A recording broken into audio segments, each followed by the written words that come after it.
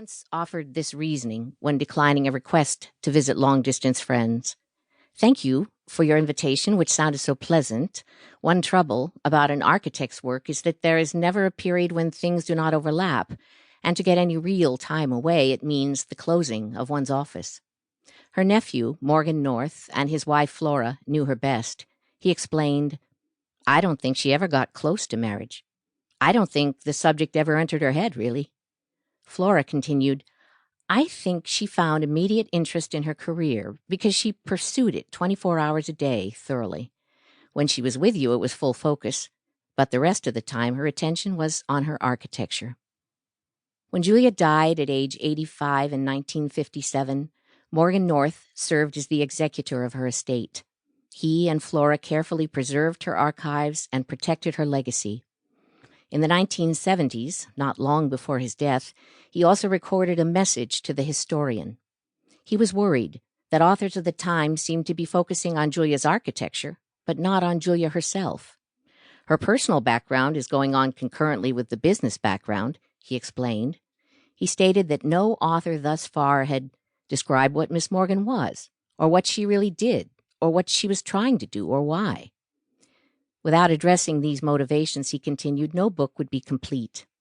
He concluded by saying that if a biographer sticks with it long enough, they will eventually develop insight. This book is described as an intimate biography because it is the first volume to thoroughly examine Julia's private life as well as her career. In Morgan North's phrasing, "I have stuck with it." During the decades I spent as the official historian at Hearst Castle, I developed a deep knowledge of Julia Morgan and William Randolph Hearst's inimitable architect-client relationship. I was already very familiar with her environs, having, like her, grown up in the San Francisco Bay Area. I spent many years reviewing her papers, exploring her buildings, and studying her drawings. In short, I have developed the insight and knowledge necessary to reveal the woman behind the architecture as a complex individual, as well as a brilliant artist. Perhaps the one word that best describes Julia Morgan is strength. This might seem odd, considering her diminutive appearance, but her strength helped her conquer endless difficulties. Stubborn misogynists, family troubles, personal health struggles, demanding clients, and more logistical and construction challenges than we can possibly guess. She led a passionate life, albeit one that was devoted to creativity rather than to romantic love. She believed in herself and in her ability to solve problems, and this was the secret of her greatness. She gave her all, invariably with determination and often with joy.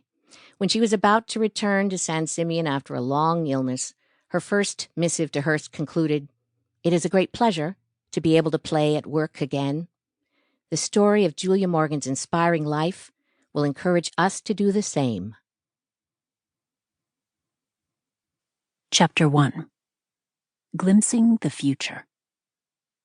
In the spring of 1919, when Julia Morgan first visited San Simeon, she saw a quiet shoreline bordered by rolling hills. She didn't realize she was looking at the site that would preoccupy her for nearly 30 years. It was a time of new beginnings. World War I had ended, and America was on the brink of the Roaring Twenties, a decade of unparalleled prosperity. Julia had traveled to San Simeon at the invitation of William Randolph Hearst, a prominent press lord whom she knew well. His mother, Phoebe Apperson Hearst, had introduced them 15 years before, and Julia had already designed 3 projects for him: a lavish estate in Sausalito, north of San Francisco, which was never built, a modest cabin on the south rim of the Grand Canyon, and a large mission-style headquarters for one of his newspapers, the Los Angeles Examiner. Earlier that week, W.R., as Hearst was known, had walked into Julia's office at the end of the day. Years later, her longtime employee Walter Stylberg related the conversation he'd overheard. "I was at my table after 5 o'clock. I often worked late because it was interesting work, whatever it was. I heard this voice, which I had heard before, but I didn't realize what a high-pitch Mr. Hearst's voice had. For such a large man, it seemed to me his pitch was very high, so it carried. I heard